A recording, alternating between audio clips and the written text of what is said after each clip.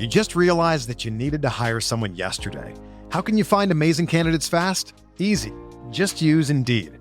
When it comes to hiring, Indeed is all you need. Stop struggling to get your job posts seen on other job sites.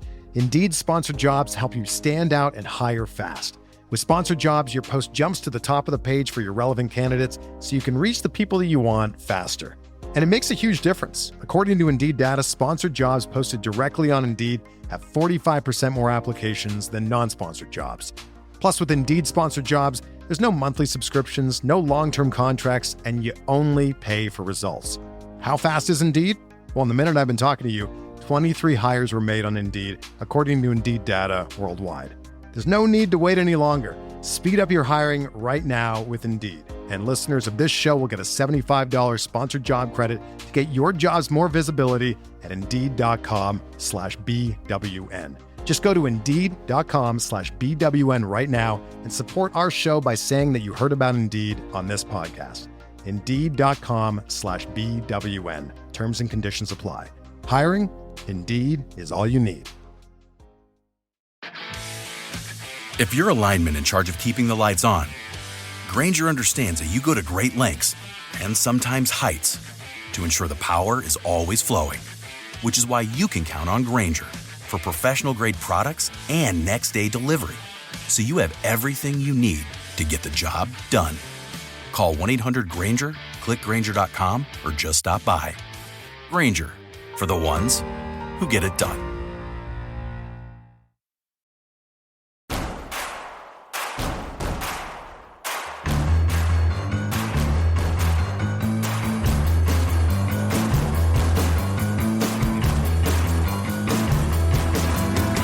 From your favorite source for Chicago White Sox talk, delivering news, interviews, analysis, and more.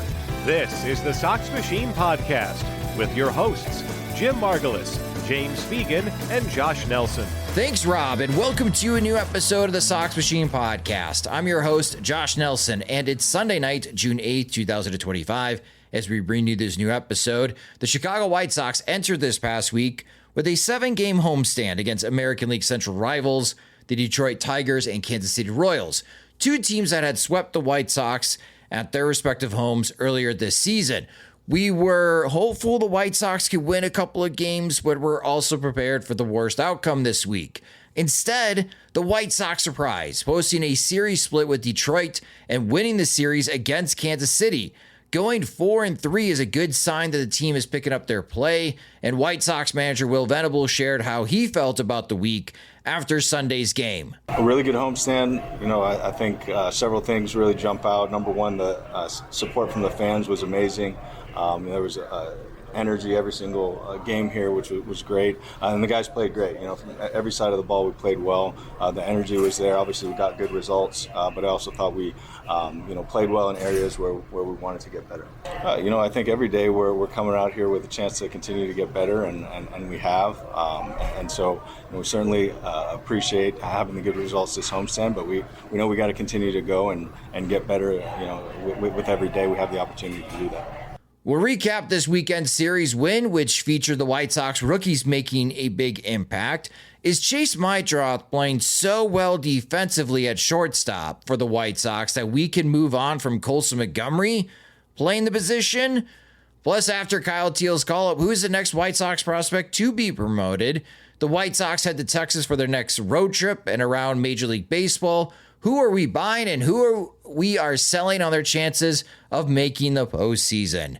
Let's get started. Lots to talk about. Joining me are Sox Machine's beat reporter James Fegan and managing editor Jim Margulis. And hello, gentlemen. The White Sox had a very good homestand. They went 4-3 against Detroit and Kansas City. They're 22-44 on the season, but since May 1st, they are 14-21, which puts them on pace to win about 65 to 67 games in a season. That's not great. But again, we're talking about a team that only won 41 games last year. So we are definitely seeing some progress in the last 6 weeks, Jim. And we talked about in our previous podcast episode, we were hoping the White Sox went at least 2-5 against Detroit and Kansas City. But the rookies stepped up big time for the White Sox this week to help promote them and be able to have a winning homestand. Yeah, the arrival of Kyle Teel added another layer of rookie to the lineup, but not one who was expected to be overmatched or, yeah, basically Teal looked as ready as he could at Charlotte and worthy of an audition versus, other cases where it's been, just trying to throw guys in the deep end and hope that they can more or less succeed. And he looked pretty confident. Like the swings looked aggressive, looked like he wanted to know what to offer at and what to take. And aside from the ill-fated double steal attempt, the late break of home, it looked like otherwise he didn't stand out, which is what you want from a rookie, especially a catcher who has double duty in terms of being involved in every single play. So, alongside Caro, who had some moments in terms of going between DH and catcher. Tilma Elko having a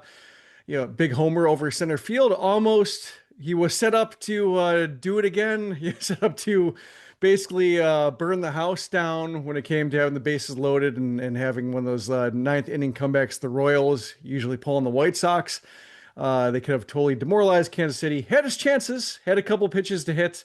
Couldn't quite do it. But, when you have him batting ninth, I really enjoy him batting ninth of just having no expectations for him. And sure, if you have your first 2-hit game, terrific, found money. If you hit the ball 108 miles per hour over the center field fence, found money. And so that's like a nice feature to have. So like when you look at the lineup overall, you might expect some, say if they face Tarek Skubal or something like that, and who the White Sox dodged. Like, sure, I'm sure they'll have moments of just looking completely overmatched by pitching quality they haven't seen before. But against the Royals, who were not at their best, they look like capable of giving the opponent a hard time. So after this successful week, James, what are the vibes in the White Sox clubhouse? Well, maybe not on Sunday because they lost, but just over the course of this weekend. Well, to jump on Jim's point, Teal did say I completely screwed up the double steal post game. I would think they would defend it on the idea that they've been pretty upbeat all year. Certainly Miguel Vargas today, or Sunday, I should say, was kind of echoing that they feel like they've been playing good for a month now. Michael A. Taylor said similar stuff recently as well, that they feel like for Vargas, it's ever since April 23rd, I've been feeling pretty good about how things are going. Is basically his mindset. But I think they generally feel like they were playing more to their expectations or what standards they're trying to uphold in May. And obviously they've been able to get some veterans back healthy with Slater and Tauchman, and those guys have generally hit pretty well, or at least as you would hope. Benintendi probably pretty similar. A lot of doubles this weekend instead of homers, but now that it's weird to talk about Benintendi like a power focused hitter, but that's kind of what he is at this point.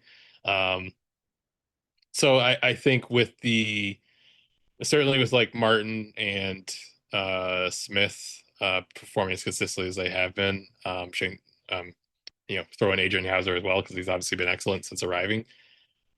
The Cannon injury is the one thing maybe kind of throwing them off, where it's a lot of guys being thrown in different weird spots. I think for Vasil it's kind of an upbeat thing, but for someone like Bryse Wilson getting thrown all in these different situations, as much as that was what kind of his role was always going to be, was throwing at things a different notice. I think the people who've been put in positions to be kind of steady, like a young player like Meidroth, like Vargas, even Caro a little bit, he's acknowledges he's struggling, but doesn't seem crushed by it. I think those people are doing well. I think the people who are a bit flux, or Tyler Alexander, who caught an Uber from Milwaukee at noon on Sunday. What a story. Can you explain that? How did this come together? Basically, his DFA window was over at noon today. Okay. So they signed him to a deal immediately, and he knew that he knew that it wasn't 100% that he was going to sign with the White Sox, but he knew from talking to them, hey, if we sign you once your window's open, we're doing a pen game on Sunday and you would be part of it. So he was prepared in that sense, but he also like has been in DFA limbo for a week. So he's been like throwing into a screen. He can't like face live hitters or anything like that because he's not been on a team. But like, I don't know why, but like he was in Milwaukee where he had been pitching and had been playing at noon. So like the deal, like he signed it, became official, but he didn't leave until then. Maybe there's some uncertainty up until that point, but he caught an Uber, an hour and a half to Uber from Milwaukee. And as someone who myself was driving back from Milwaukee this morning, sneak preview for Sox Machine content, that seems like a wonky thing to handle. Like I literally saw him walk out to the bullpen in the third inning, and he like came in an inning later. So like he arrived probably in the first or second. He was once he got dressed, he was out there, and then he was pitching. And we're like, we asked the post game like, "Any familiar faces? Anybody you know?" And he like looked around for a second. He's like, "Not a soul." Are you ready to fight for them? Right. That's insane. We're gonna post this on social media. If you were the Uber or Lyft driver that picked up Tyler Alexander in Milwaukee and drove him all the way to Wright Field in the south side of Chicago, I need to hear your side of the story of what your thought process was when you picked up this passenger and then the address populated on the screen that you need to drive from Milwaukee all the way to Wright Field in Chicago. This would specify that we asked him like if he knew a fellow pitcher, because that's who they actually spent time with. He does know Vinny Capra, but that's his only clubhouse connection is the utility player who got cut from the same team that he got cut from a month ago. That's a wild story. How common are Milwaukee to Chicago Ubers in terms of like how many rides were ejected before finding a driver? Yeah, that's a good question. I don't know. I mean, it could be like fairly listeners. common to where like, you know, if the fare is good and people are driving, it's fine. But I could also see it being like they wasted 20 minutes trying to find somebody who would actually commit to it versus bailing on an hour and a half fare. I know the recently retired Daryl Van Schouwen has caught an Uber from Cleveland to Detroit in between like an AL Central series when the White Sox were on the road before. What? How far is that drive? Wow. It's like 2 hours. Probably about the same. Oh, wow. Wild stories. If you are listening to this and you are an Uber or Lyft driver, I really need to hear your perspective. So definitely reach out to us on social media. We're at Sox Machine. We're on Blue Sky at SoxMachine.com. If you're a Sox Machine subscriber, definitely let us know in the comments section. That story is wild to me. At noon on Sunday, call Lyft, get in the Lyft, have the Lyft driver take you all the way from Milwaukee to Wright Field, get to the stadium, get dressed, have a uniform. I don't know, to even pick his number, and then walk out to the bullpen. I think he's had 70 before. And then just... It is a very like, I just got signed in June number, but I feel like he had a signed in June number with the Tigers as well. Where is he staying Sunday night? Now I need to know. Now I'm just curious. They're flying out. Oh, that's right. We'll cross that bridge when they get to enough. No kidding.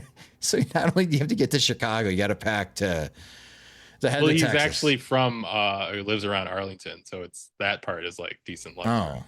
All right. Well, good. Well, there you go. Stroke of luck. Wow. What a story. Tyler Alexander. There you go. Something to follow up James on that journey for him to join the White Sox. What a crazy story. All right, fellas. I need you to stop what you're doing and go download Prize Picks if you haven't already. Because once you download Prize Picks and use code BACKYARD, you get $50 on us once you place the first $5 lineup. And in that lineup, the reason I love it so much, because all you have to do is place more or less on whatever player you want to rock with that night.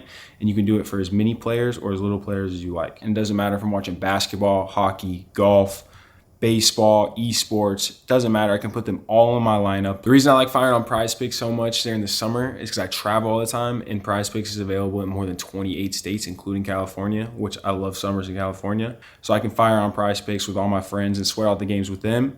And it doesn't matter what we're watching, we always get to enjoy the game a little bit more. And lastly, fellas, there's also a special going on during basketball playoffs. Every time you do a $5 3-pick basketball flex play during the playoffs, you automatically get entered in the Prize Picks sweepstakes for courtside tickets to the finals. So download the app today and use code BACKYARD to get $50 instantly after you play the first $5 lineup.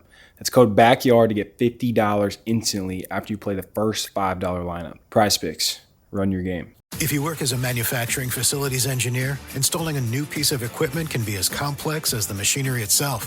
From prep work to alignment and testing, it's your team's job to put it all together. That's why it's good to have Grainger on your side. With industrial-grade products and next-day delivery, Grainger helps ensure you have everything you need close at hand through every step of the installation. Call 1-800-GRAINGER, click Grainger.com, or just stop by. Grainger, for the ones who get it done. Well, one thing that I noticed like this week, and my mind is starting to change. I know that I was an original hater of the idea of Chase Meidroth being a shortstop. Now, James will back me up, and he will say, Josh, we interviewed Chase at Sox Fest, and we asked him about playing shortstop, and he immediately answered that his preferred position was second base. Yeah, he might be the original hater.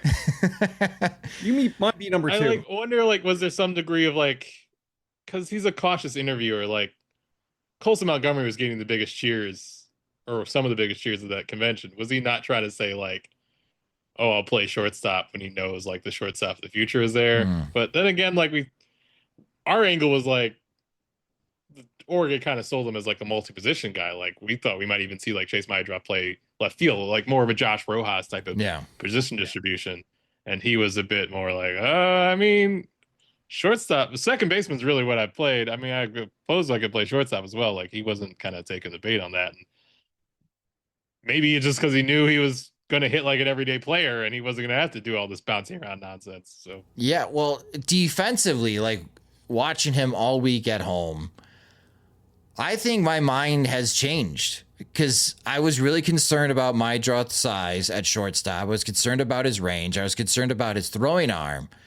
StatCast loves Meidroth's range at shortstop.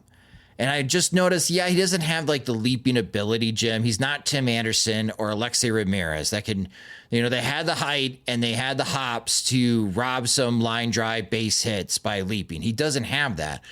But Meidroth covers ground very well. He makes excellent diving stops and gets on his feet very quickly and makes strong throws towards first base. He's making athletic double plays at second base.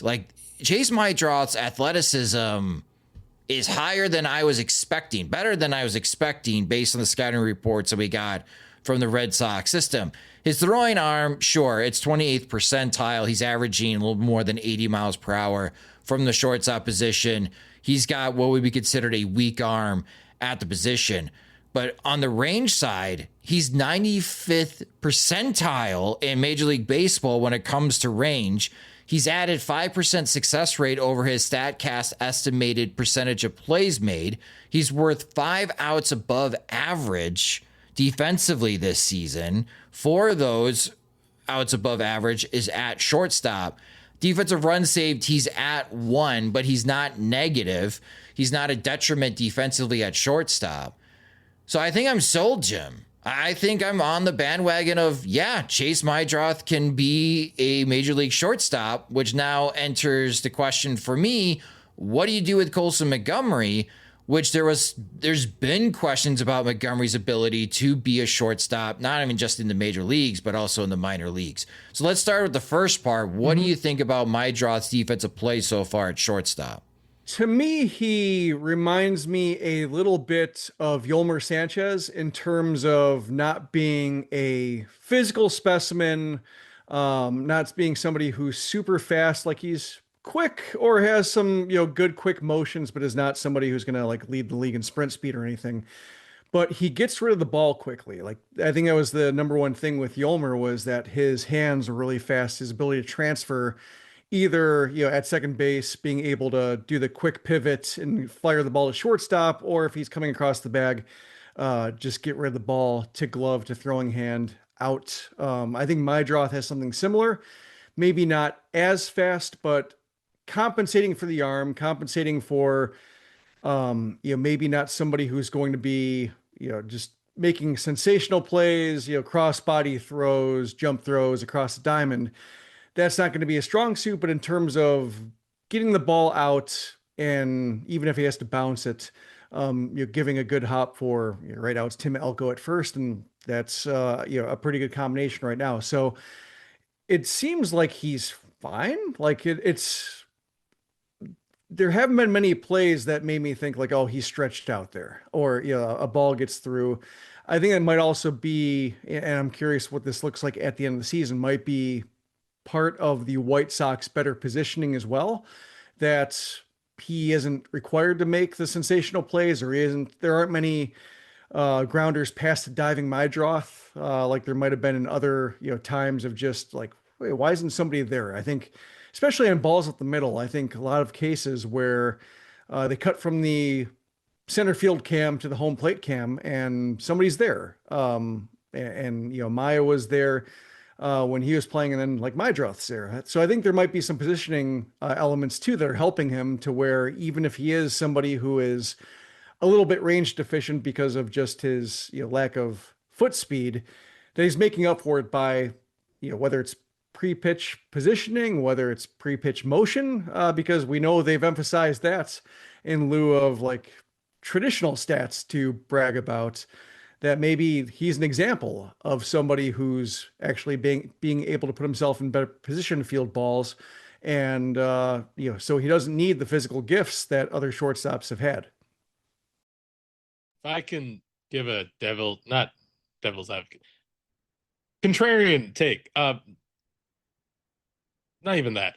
Anyway, I think as much as he's playing his way in the shortstop, he's hitting his way to be an everyday shortstop. Like if he were fielding well, like statistically like this, but running like a 75 WRC plus, I think it's like, I think it could be a lot more taken like, well, it's good that he can do this, but it's a utility profile because like the bat isn't playing in a way that we're really going to prioritize him being at one spot, which I think is kind of like a bucket Brooks Baldwin's got put into, where they kind of assess like, we think the offensive potential is not where Colson Montgomery is, so we're going to have him kind of earn his way by being available for wherever there's a spot, based on need, rather than just giving him a spot and dedicating it to him because the ceiling's there. So I think if Chase wasn't hitting, they might still be like, well, Colson's our chance to get big time surplus value out of this spot, so we're going to give it to him.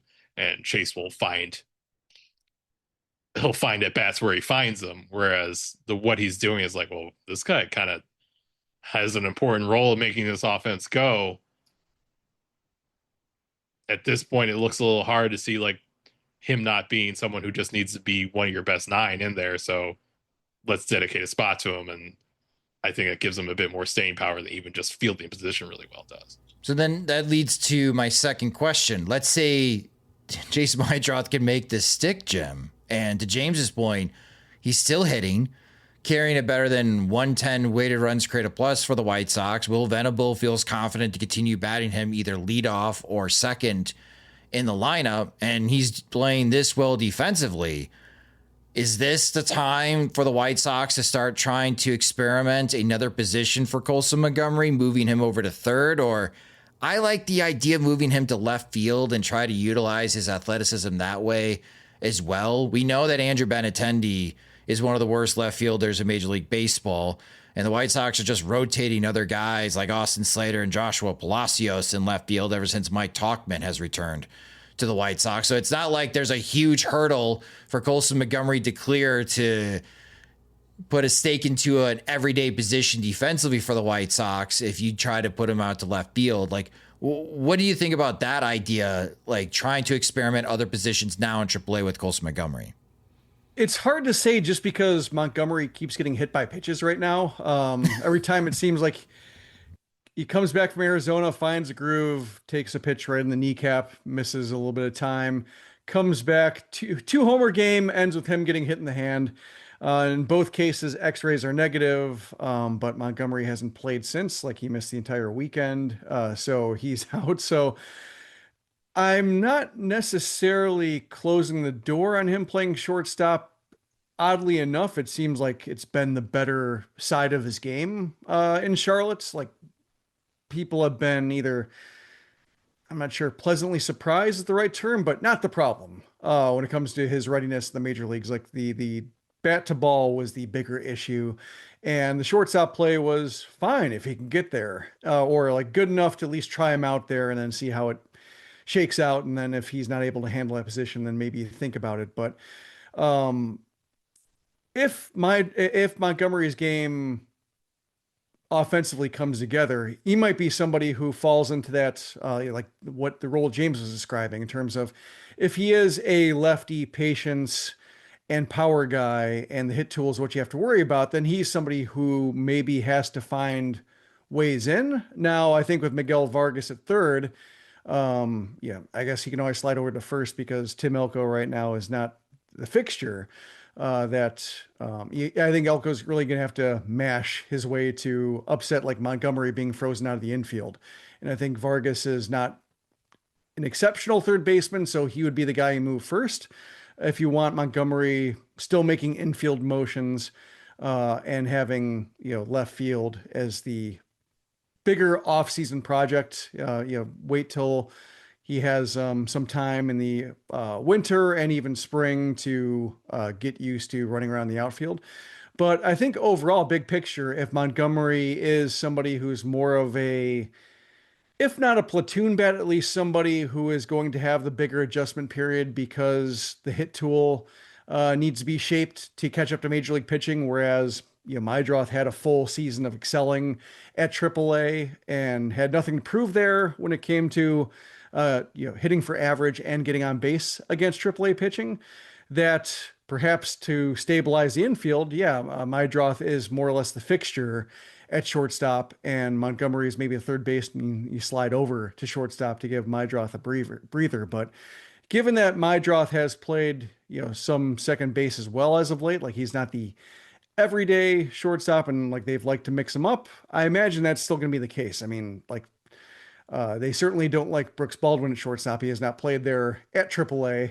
He's played everywhere else but AAA. So it still seems like if Montgomery is not plan A, he's at least going to be plan B. And between Meidroth, playing through some aches and pains and Montgomery doing the same, that perhaps, they still want double layers of shortstop protection there. But certainly, given the way Meidroth has played both offensively and defensively, and that he figures to be the easier bet for everyday production in some form or another, I would, given that my approach to shortstop was let Brooks Baldwin handle it first, just to give him position. Like now that Meidroth has taken that job and run with it, stick with him there and then shape other guys around it.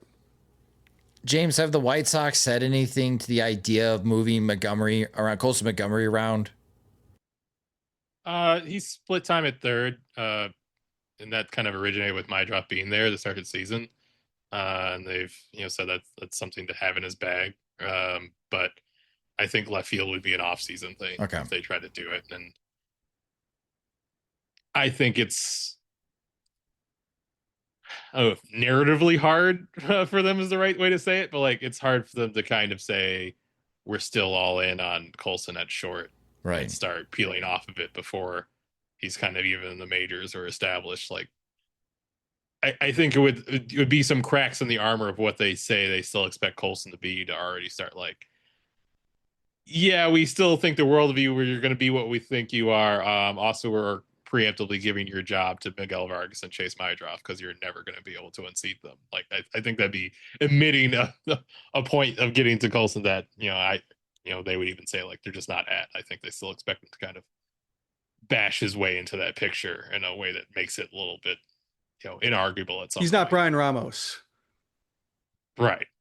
Who is getting brought up as, going back to the outfield once more. Oh, is he? So they've given up at third base with Brian Ramos? He's playing third like pretty regularly at Charlotte, but it's, being discussed like, oh, we might play him at left field a bit more, which is something he worked on in the offseason and has taken fly balls before. Yeah.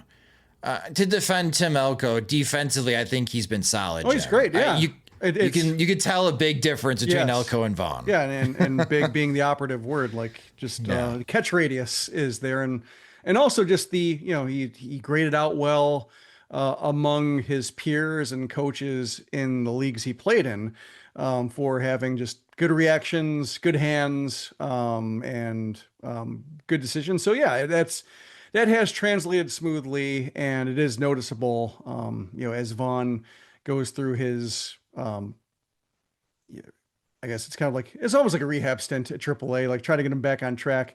Recoveries. I don't know. Look, one guy, homered and drove in 4, and his team won today, and the other guy struck out with the bases loaded. Yeah, it's makes you think. I mean, Vaughn he's the production starting to tick up. He's drawing more walks at AAA, and we never really saw him at AAA. I don't know, if that's something he would have done, or would he have chased a bunch of pitches in the shadow of the zone and gotten himself out, or weak hits there too. But he's probably nearing a return based on the way he's producing as of late, to where if they go back to him and Elko goes down, it will be noticeable as throws go across the diamond, as grounders are hit to the right side, just how much more ground Elko covers.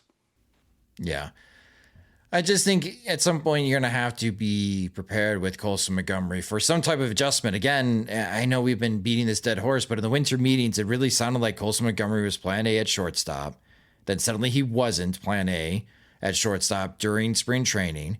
He got optioned. We had to watch Jacob Amaya try to hold down at shortstop. But here we are in June, and Chase Meidroth has exceeded expectations offensively and defensively, where if this sticks, okay, it's going to be hard for Colson Montgomery to move Chase Meidroth off a position that he's been successful at, because Meidroth has set a bar pretty high defensively, not even just offensively, but defensively, that if you move Meidroth over to second and you plug Colson in because that was your original plan last December, and Colson's bad at it, then it's now what?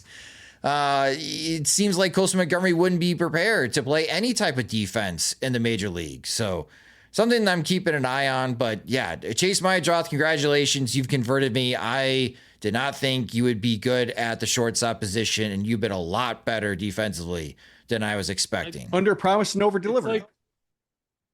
It's to the front office's credit that just because they messaged Colson Montgomery so hard seemingly off season, that they at least recognized that he wasn't ready to do that in spring and didn't stick to it, which we can think of past instances in the White Sox history where they have kind of just stuck with plan A as they were taking on water, but they never, if Meidroth taking over his position was something that they foresaw or was a secondary outcome that they were happy with or anticipating being happy with, they did not communicate that effectively in the offseason. They didn't really bring up a lot of things that they thought was possible good outcomes other than Colson taking over the position. Can you ask Chris Getza next time you chat with him, or even that if it's worth a text message being Chris, how do you assess Chase Meidroth's defense at shortstop? Are you surprised on how well he's playing? I mean, I asked him about that a fair amount in spring, and he said yeah, he showed well there, in the idea that he did prove something to them the way he played in spring. They certainly played him there heavily to the point where I think by the end of spring, we kind of all were a little surprised that Chase went down, because it kind of seemed like he was winning that job based on when he got promoted and the timing of it. Maybe he always had. But I think that by the end of spring, they were singing it to him. We're yeah, Chase can handle this. But you also thought still that he was basically a caddy for Colson's eventual takeover, on the premise that it's just his back and he's a little behind schedule, but there's nothing out of sorts here, which obviously didn't reveal itself to be the case. Chase Meidroth, I think on Fangraphs, is in the top 3 in American League rookie position players when it comes to WAR. Like Jack Wilson's having rookie of the year type of season for the Athletics. But that's how well Chase Meidroth has been playing for the White Sox this season. So something to ponder, something to continue watching, especially if Meidroth can continue this level of production, both offensively and defensively. Yo, it's D-Lo. I'm partnering with Ro. Women, y'all feel that? It's sexy. But if you're stressing about your performance, it throws you off. That's why I rock with Rose Sparks. Rose Sparks dissolve under your tongue and hit fast so you're ready when the moment pops off. You feel like a superhero and satisfying your partner. That's key. Rose Sparks help you last longer, stay fuller, and keep the whole vibe right. When prescribed, new patients get $15 off their first order. Hit up ro.co/backyard and to see if Rose Sparks are right for you. That's ro.co/backyard and see if Rose Sparks are right for you. Compounded drugs are permitted to be prescribed under federal law, but are not FDA approved. Do not undergo FDA safety effectiveness or manufacturing review. For full safety information, go to ro.co/safety-info. Some other quick notes from this week. Mike Vasil, he got the opportunity to start on Sunday. Now, he's not throwing a ton of pitches. He threw 50 pitches. He went 3 1/3 innings, allowed 5 hits, 2 earned runs, walked 1, struck out 1. But then again, with Jonathan Cannon and his injury status, do you think Mike Vasil gets another chance to start for the White Sox? He could. I'd basically say it's 50-50, like with Alexander, like, hey, do we want to start with a righty or a lefty? I think I have the math right, but I think Vasil was starting on 3 days rest, which was like good enough for him to throw another 50 pitches after he had thrown 58 before, but they didn't give him like a full starter rest like they were going to, put him just on a 5-day schedule. So, and they didn't extend him. So they're definitely trying to piece it together with their bulk guys until Cannon comes back. And I think it can probably be pretty tricky with a back to really be that confident how soon it's going to respond. But, Getsigly's talked on Friday, like, it's not going to be much longer than, the 15-day minimum. We'll see how he feels getting off a flight to Texas. Certainly haven't seen him like throw with full effort yet or anything like that. So it might be remains to be seen a little bit with that, but they haven't responded like, he's out for a while. We need to figure out who the 5th starter is. And it doesn't quite seem like they're pushing Vasil in there. I think he's very much like top of mind for like who to get 3 innings from, but it doesn't seem like they're rushing to get more than that from him. Got it. So it seems like 50 pitches. Like we could see Vasil try to take us for 50, Alexander try to take us for 50, and let's see what inning that we're at to make additional in-game decisions. Because he threw 58 in his previous one, I think it's a general idea of like 4 and 60 if he's cruising, 3 and 50 if he's not. Copy. And then someone that's not cruising, and we did get this tweet. Can you guys talk about why Bryse Wilson's still on the team? Jim, it's not been pretty. In his last 3 appearances, Bryse Wilson has gone 8 innings, allowed 16 hits, 11 earned runs, 3 homers, walking 2, and only striking out 3. Bryse Wilson's season ERA is 6.95 in 19 appearances, going more than 45 innings this season. We know the White Sox are lacking pitching depth, but is Wilson the next veteran to go if his performance does not pick up? Yeah, it seems like based on the reporting and the pregame notes that James has relayed about the latest thing Bryse Wilson is trying in terms of sweeper, sinker, where he stands in the rubber, arm angle mechanics. Like, seems like he's trying, seems like nothing's working. And right now, like, his purpose on the team is to be the last pitcher Will Venable uses, like almost like try to get us 2-3 innings. If you take a beating, you're in there for a reason. We hope he can get through with like minimal. He's the General Custer of the White Sox. Yeah, he's like the last line between like position player pitching and the headline changing on Sox Machine recaps. But based on just the lack of stuff, lack of visual evidence that like he's going to unlock something magical, then yeah, I think probably he's close to being the next one turned over. I mean, he was only making 1.05 million, I think. So not much separating him from the contract Tyler Alexander got at this point. When you look at what's left on his deal, Adrian Hauser signed for more coming over midseason. So I think that shows that he's not somebody who, rates much differently than the freely available talent mid-season. So I guess if he's down, guess Jesse Schultens is finishing up a rehab stint. If they need somebody on the 40-man who can just serve in that same right-hander who can throw 3 innings, cross your fingers. And if it doesn't go well, then he can be DFA'd as they just try to get through the season. With more or less 3-inning guys all the way down. So yeah, I'm not seeing anything that makes me think that he's going to be around. I think there's a little bit of a be careful what you wish for because Mike Clevenger just threw 5 shutout innings. So he's still around if the White Sox need somebody to fill that role. So I'll throw that out there to harsh everybody's buzz. But yeah, I think everybody's seeing the same thing when it comes to Wilson. I'd say if anything, he has like an edge of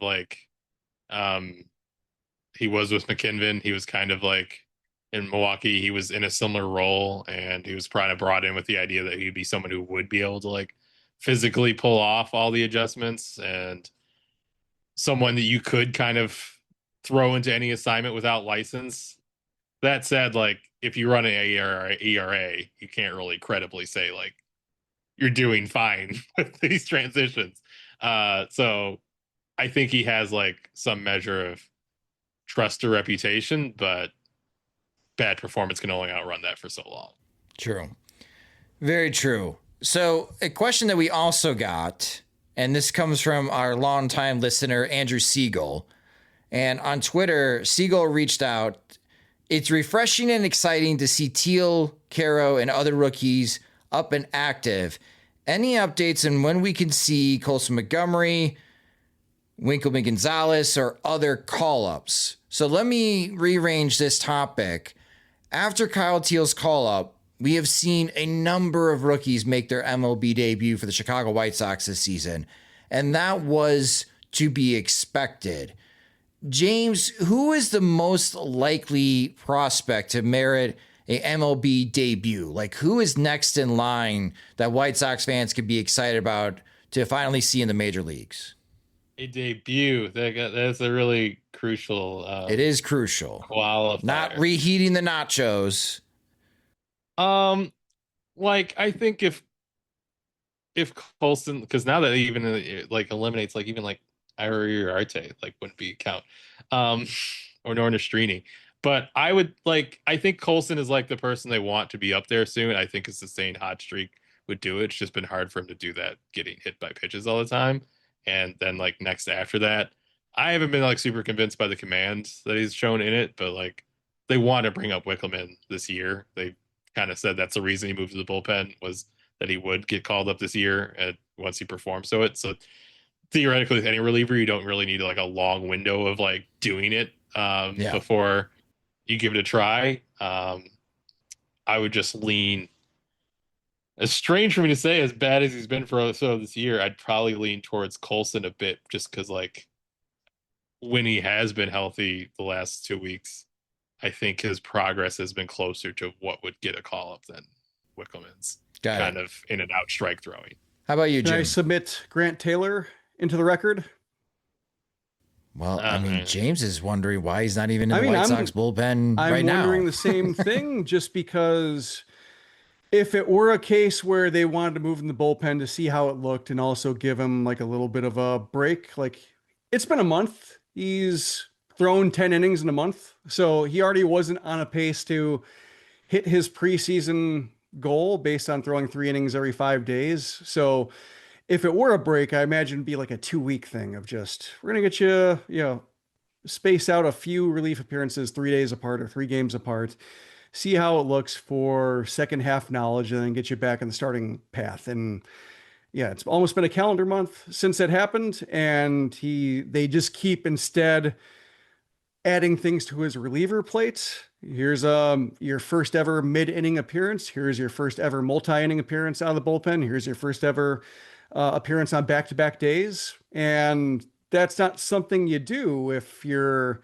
trying to get a guy back in the starting path. That seems like somebody they're grooming to be a reliever. So I think the only thing that's maybe holding him back is that he's not on the 40-man and doesn't require immediate 40-man consideration. Like, he's still got a year before that happens. So, if they want to do like Peyton Pallette in the same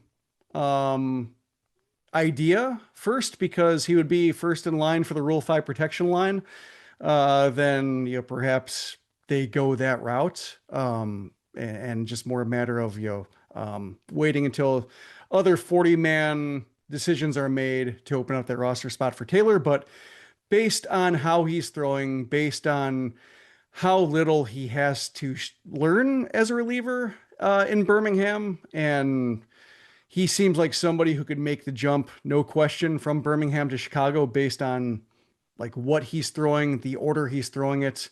He's not somebody pumping fastballs 60% of the time. He's mixing it up. Like, the curveball looks pretty incredible. The cutter's like 94, along with 100-mile-per-hour heat. And the changeup is the only thing that's gotten tabled, I think, from his preseason to-do list, that I would expect him. Or I should say, it wouldn't surprise me if like he were called up tomorrow. I don't think it'll be the case, but in terms of just the workload they're giving him, it really seems like they're shaping it to be somebody who can be ready to fill a major league bullpen spot versus somebody who might be rotation depth in the middle of next season. Any whispers of a possible Grant Taylor call up soon, James? Sure. I mean, they talk about like, that's kind of when he made that transition, it was with the idea that like, I mean, they were already kind of aiming for end of season bullpen cameo like other guys did last September. And once he made the transition, it was with the idea that he could do that in Chicago this year. And, I think the stuff is there. And I don't know if you'd put him in a position to be like Super 2 or anything like that, like at the front part of the year. But I think it's his performance level is on that level where you could see it. And they've kind of talked about like, yeah, this is a way you could contribute this season in this role. So if anything, like, I don't think necessarily a promotion to Charlotte is necessary for it to happen, because that's not really any place where they covet sending like really their top tier pitching prospect. Yeah. And also like Jordan Leisure is leaving a high octane righty void in the bullpen. Like, they keep trying to give it shots and it's not quite working. So, Steven Wilson, I think, is doing a pretty good job of, showing some veteran moxie in those spots with his improved sweeper this year. He's also had some scares, some deep fly balls in the warning track. So I think they'd like somebody to provide some late game stability besides Cam Boozer from the left side. So there's been, I didn't get any, when I was in Birmingham, no signs that he's being called up. But also, Taylor said, like, I'm in the bullpen until they tell me otherwise. They did not say it was a short-term assignment. And the way he's throwing, the way they keep adding to his workload, like, all signs, circumstantially point to something happening in the Rick Hahn timeframe, the not too distant future. Well, Andrew, I hope that answers your question, but thank you so much for reaching out. It's definitely a good topic, especially in light of Kyle Teel with his recent promotion. Who is next for the Chicago White Sox to get their MLB debut? Now the Chicago White Sox head out on the road, and thank you to our Sox Machine subscribers and supporters. James Fegan will be joining them for this Texas two-step as the White Sox head to Houston and Arlington. We are sending James to both series this upcoming week, so he'll be in Texas. No better time to go to Texas than in the middle of June. We'll get into that in a moment, see if James melts. But the Houston Rangers are first, and the Rangers have retaken first place in the American League West. They are Houston Rangers. The Houston Astros are first. They're going to combine now. I'm sure the Rangers would love that. I mean, you know what? You insulted both fan bases. I did, didn't I? I just insulted both Houston and Arlington. Those two fan bases despise each other, especially after the more recent American League Championship Series, which was very entertaining to be outside of Texas to see on how they interact. I apologize to both Texas Rangers and Houston Astros fans, but more to Texas Rangers fans than Houston Astros fans. But the Houston Astros are 36-29. They're first place in the American League Central.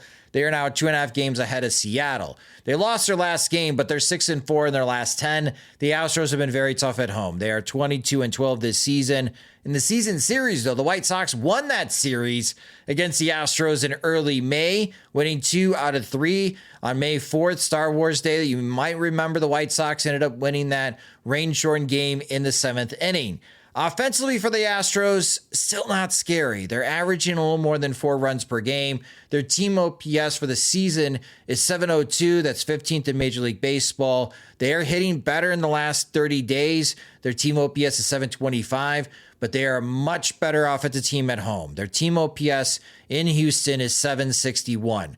On the pitching side, again, another strong pitching team the White Sox are facing.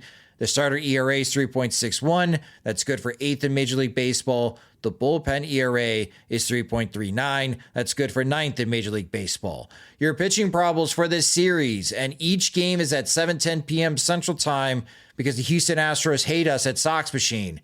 Tuesday, it is Shane Smith against Lance McCullers Jr. Wednesday, Sean Burke, who's been throwing a lot better for the White Sox as of late, is going up against Ryan Gusto. And on Thursday night, it is the Dart, Davis Martin against Framber Valdez. And I joked about the weather. Houston weather Tuesday, Wednesday, and Thursday. Tuesday, 99 degrees. Wednesday, 92. Thursday, 96. Thankfully, the Astros play in a dome, so it'll be air conditioned. But James has to get to the stadium. James, are you going to be able to survive the Texas heat this week? I don't know why I'm being targeted of the White Sox beat writers who would respond adversely to heat weather. I don't think I'm going to be the one who you see melting down literally and figuratively on social media. But with marathon training as it is, I probably won't be running outside, but I'll probably be walking to the stadium and just to expose to hotter temps because that's an important part of this. So I'm unconcerned.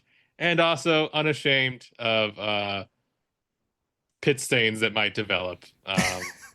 Maybe I'll go for some dry fit fabric over the week, but I don't know. It's a clubhouse full of like polite rookies who don't know me that well because they haven't been in the org that long. They're mostly too hesitant to say something. Maybe like Davis Martin would lie into me, but I think most who will be fine. Well, I appreciate that, and we appreciate you going down there for us and to cover the games against the Astros. Jim, looking at the pitching matchups for the White Sox, like Shane Smith's been throwing really well.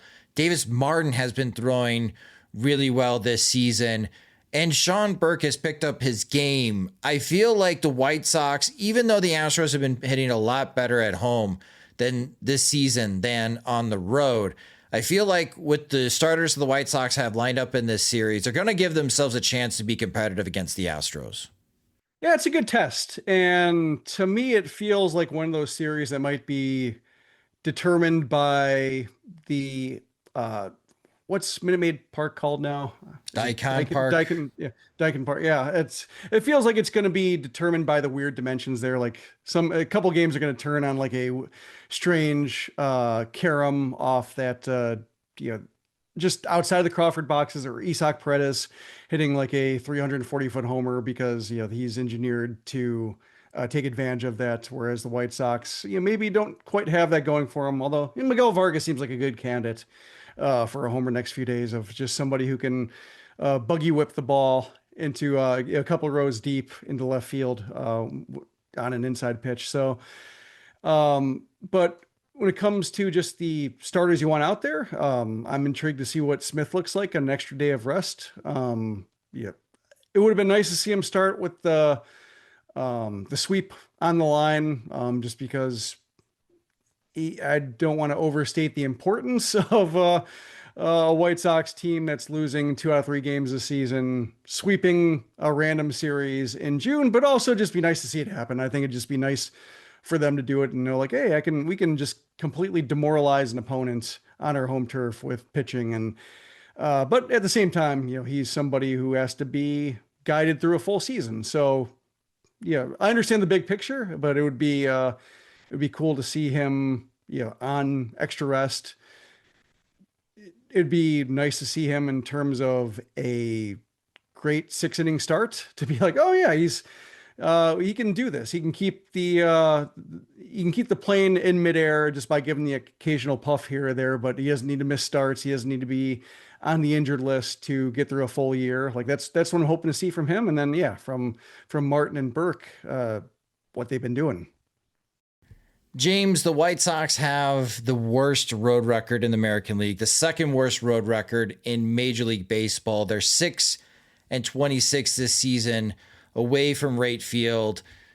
Is this something that the White Sox are trying to focus on and try to get better production and more success on the road? Is this even something that's front of mind right now while they're going through this rebuild? I don't think it's something that they've really cited as having a big rhyme or reason to it, other than it's a young team, it's rookies. Maybe it's a bit more difficult to just get used to the environment on the road, but it's not something that's like, I feel like the last time that really like crept into thinking was the last time in the competitive where the 2022 team was like really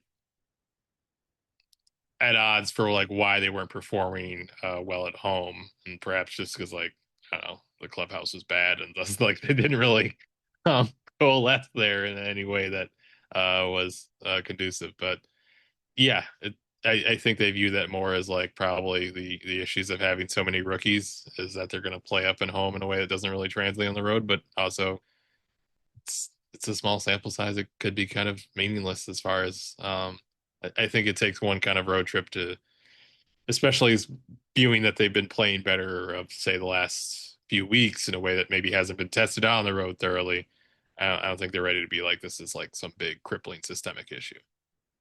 I also think it's fine, just if you're as bad as the White Sox are, like to optimize your performance for your paying customers. Being at the park this past weekend on Mexican Heritage Night seemed like a lot of fun. Like they're 16-18, or I think at home, and the fans who are showing up against all odds, based on setting the Major League or modern Major League record for losses last year, they are being more or less entertained by competent, credible Major League Baseball. The road team, not so much, but they don't get to see the road team. They're not paying to see the road team. And it was fun, being at the park. Our longtime Swedish listener, subscriber, Magnus, was in town to see his first White Sox game, and to see him thoroughly enjoying himself in a good game, and then knowing he was at the next game with his family and seeing a good, solid, competent, professional 4-1 victory. Like that's what you want. People showing up to the ballpark for the first time or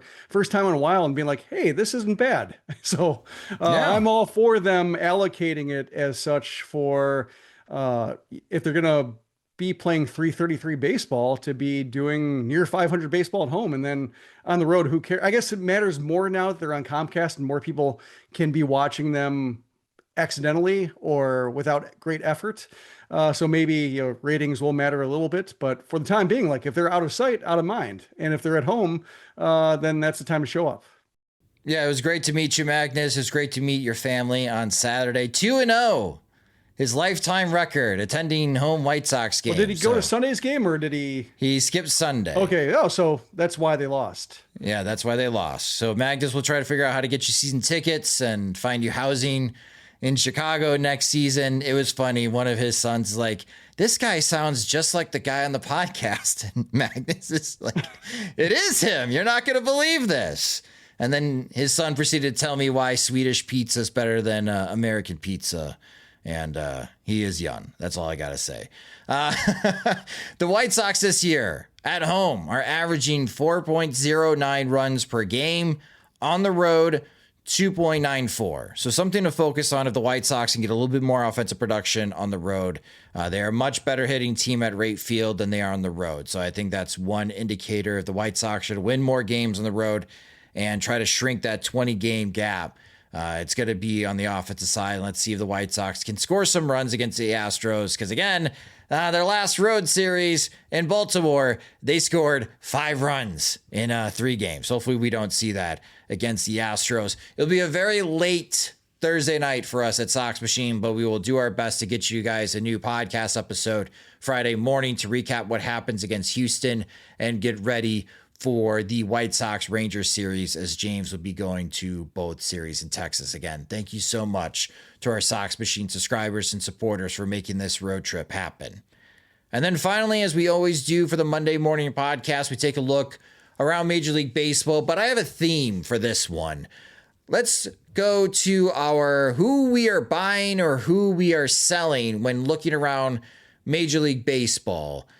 Because we're already starting to see some teams get ready to go in trade mode. Lamont Wade Jr. wasn't hitting all that well for the San Francisco Giants, but he just got traded over to Anaheim. Another weird move by the Angels, but yeah, we'll see how that works out for the Angels. But the Giants have been playing really good baseball.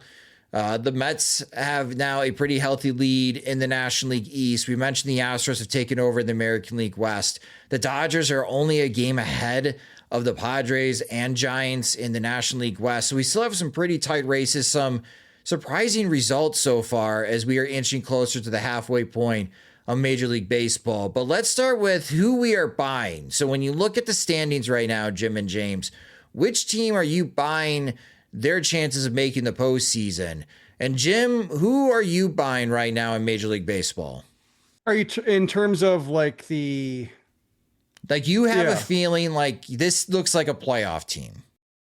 But I'm thinking like besides the obvious candidates, like who are in first place, running alongside, the Giants seem pretty solid. Like the Giants were a team where you look at the roster and not all that impressive. Like they have some talent, but they also have that kind of, I guess it doesn't apply to the Astros because they're playing pretty well too. But in terms of like having Buster Posey come in and upset the previous very deliberate front office, very, analytically oriented.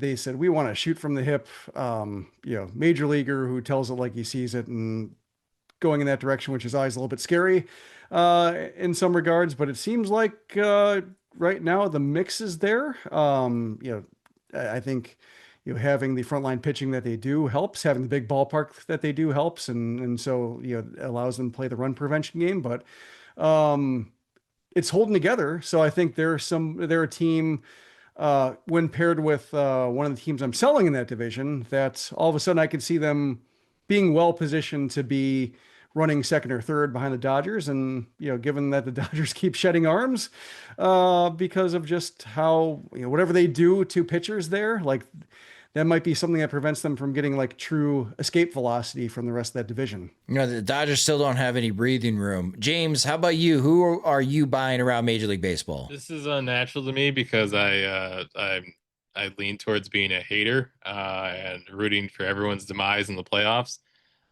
So I'm buying the Astros as a display of skepticism of the Mariners and Rangers. The Astros seem to be a horror movie villain.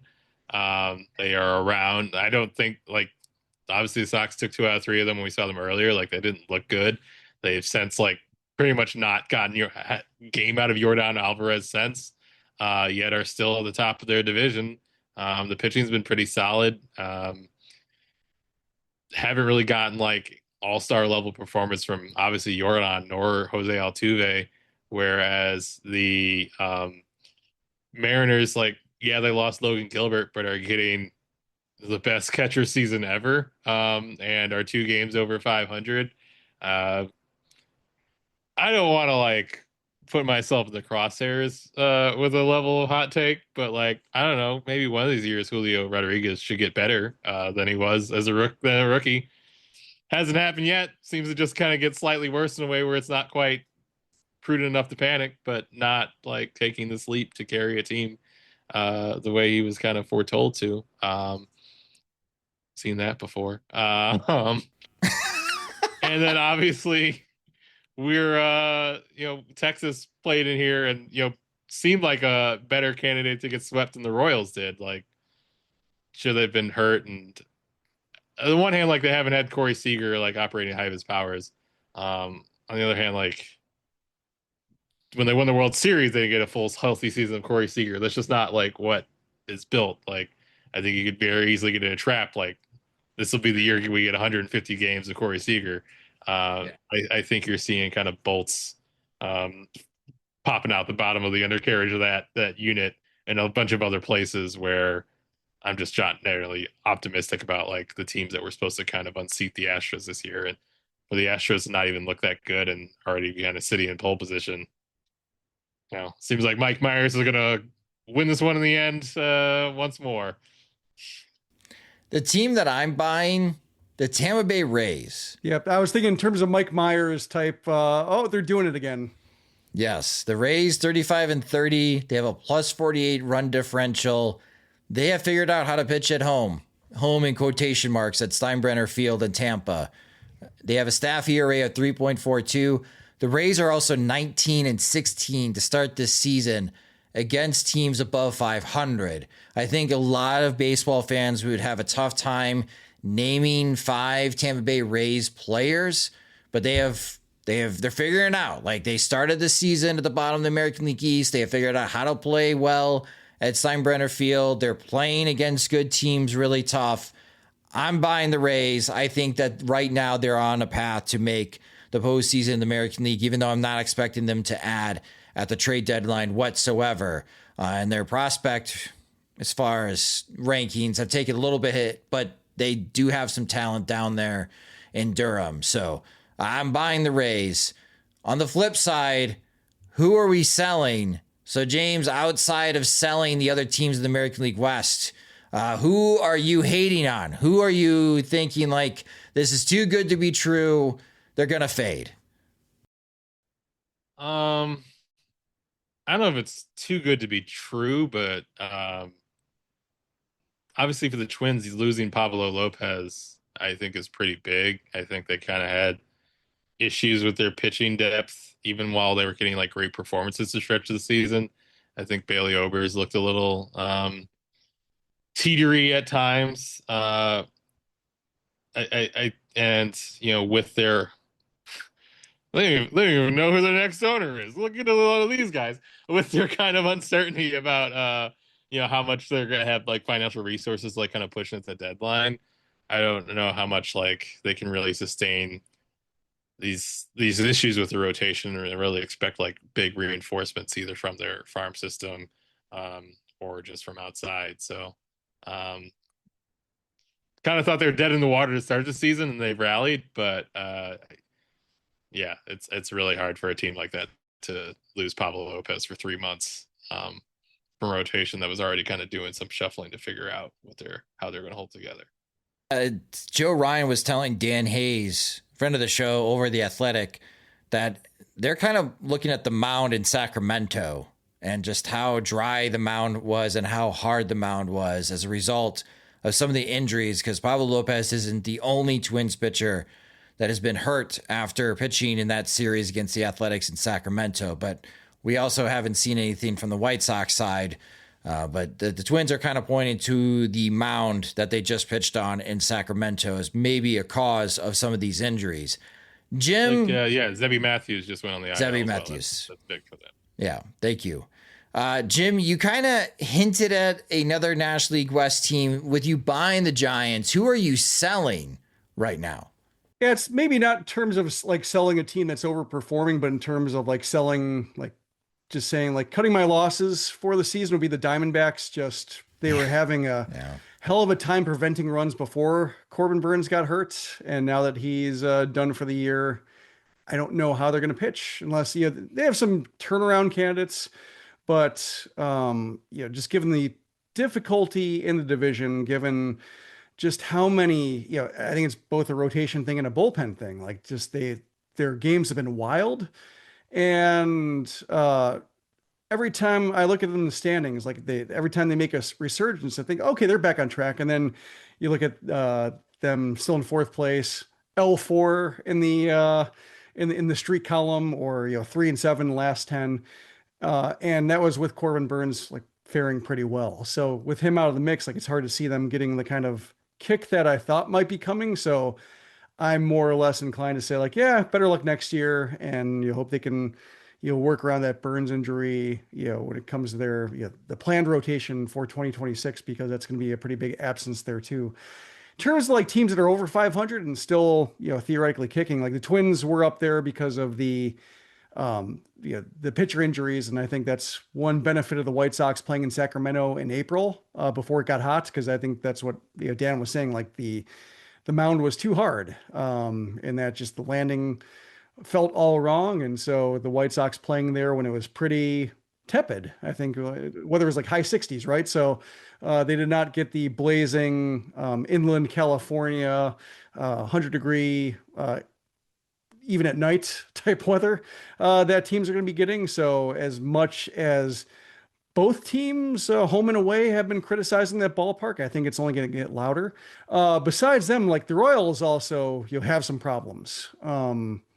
And Bobby Witt Jr. is so good that we've seen, superstars carry a team. And I think Michael Garcia is being a pretty good running mate offensively, to where if Jack Caglione can be an above average bat, maybe not like a superstar bat, but even like somebody with a 110 WRC plus by the end of the year, they might not be terribly suited, given that there are a whole bunch of leaky teams in the American League, but they do have some problems they need to address come the deadline. Like their outfield's still a mess.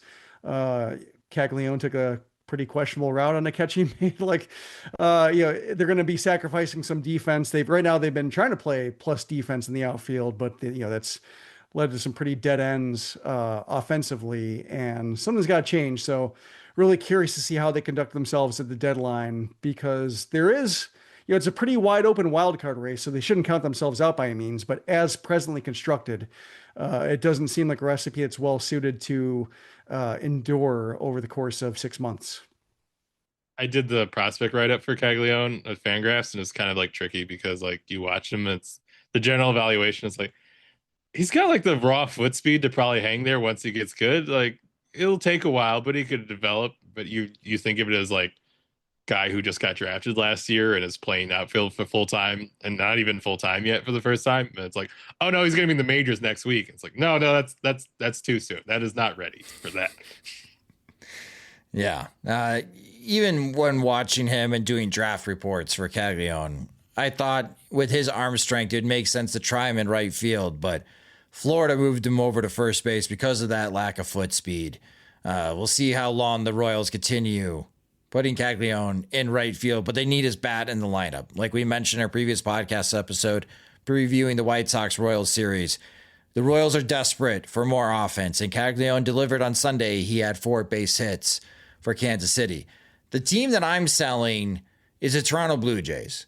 The Blue Jays are 35-30 this year, but they're overachieving their expected win-loss record. Their expected win-loss is 32-33. They have a 4.02 ERA Major League Baseball as a staff. That's good for 20th in Major League Baseball. They are 15-21 against teams above 500. And I don't know if the Blue Jays starting rotation is going to hold up for this entire season. I feel like they've been a little bit lucky. They also started really hot this year. So I'm going to fade the Toronto Blue Jays. I also agree with you guys about fading the Minnesota Twins. So to your point, Jim, about the Royals, the window's still open for the Royals to find a way into the postseason. But I'm kind of expecting a cold streak from the Toronto Blue Jays pretty soon, that this catches up to them and they fall closer to being a 500 team this season rather than one that would be in the postseason if the season were to end today. Their outfield is crazy. Their outfield is very crazy. Like, I don't know what to make of it. Like, George Springer's the good one somehow. Yeah, and they've got like 3 starters. Bowden Francis is not good, and they're just rotating guys in that 5th spot. So I don't know. I don't know how they're going to last all season. So that's why I'm fading the Toronto Blue Jays, and the White Sox will get a chance to play Toronto, not this weekend, but next weekend. After a quick home series against St. Louis, the White Sox will hop on their charter and head north of the border to Toronto for the June 20th through June 22nd series against the Blue Jays. So we'll get a firsthand look and we'll see where the Blue Jays are at. Maybe they'll change my mind. But right now I am fading the Toronto Blue Jays. Let us know in the comment section and also on social media which teams that you are buying and which teams you are selling around Major League Baseball. But that will do it for this episode of the Sox Machine Podcast. Thank you guys so much for listening. If you just discovered the Sox Machine Podcast, you can subscribe to the show wherever you listen to podcasts, such as Spotify and Apple Music. You could also listen to this show and watch our videos on youtube.com/Sox Machine. Follow us on social media where we are on all the platforms at Sox Machine. You can follow James. He's at JR Fegan. Maybe he'll take some pictures and videos when he's down in Houston and Arlington this upcoming week. So you can also follow him on Instagram. You can also follow us on Instagram as well. And we are on Blue Sky. We're just at SoxMachine.com on Blue Sky. James is at jrfegan.soxmachine.com. And I am Josh.soxmachine.com on Blue Sky. If you enjoy our work and want full access to all of our coverage of the Chicago White Sox, Major League Baseball, and the upcoming MLB Draft, you can do so by signing up to become a subscriber at SoxMachine.com. Monthly plans start at $5. That gets you the ad-free version of both the podcast and the website, unlocks the comment section for you, and gains full access to all of our coverage of the White Sox and also the minor leagues. We also have additional tiers of support that you get additional benefits as well, including a couple spots open in our Veterans Committee, which you have direct access in a group chat with both Jim and James, so we can get all the dirty gossip that's coming out of the White Sox clubhouse and all the rumors that we're hearing around Major League Baseball, because trade season is upcoming. And we share all that gossip with our other Veterans Committee members. So if that's of interest to you, you can go to SoxMachine.com and sign up today. The Sox Machine Podcast is a production of SoxMachine.com. You're on for all things Chicago White Sox baseball and part of the Blue Wire Podcast Network. Alongside Jim Margulis and James Fegan, I'm Josh Nelson. Thanks for listening and watching.